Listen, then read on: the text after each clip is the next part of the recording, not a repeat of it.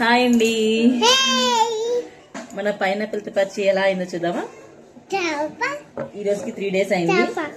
Wow, చూసారా bubbles bubbles చూడండి. ఇప్పుడు మనం ఇది ఒక బౌల్లోకి ట్రాన్స్ఫర్ చేసుకుందాం. ఒక జల్లెడ పెట్టుకున్నాను, ఇప్పుడు ఓపెన్ చేస్తున్నాను.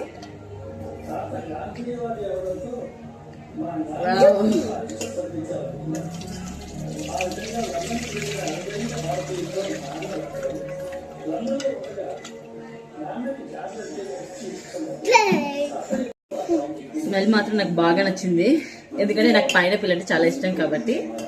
ఇప్పుడు చూడండి, ఈ వాటర్ని ఈ గ్లాస్ జార్లో వేస్తున్నాను.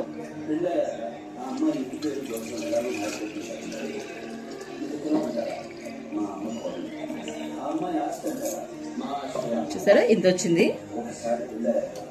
ఇప్పుడు దీన్ని మళ్ళీ రూమ్ టెంపరేచర్లో 1 day మాత్రం ఇలానే క్లోజ్ చేసి ఉంచేసేయాలి.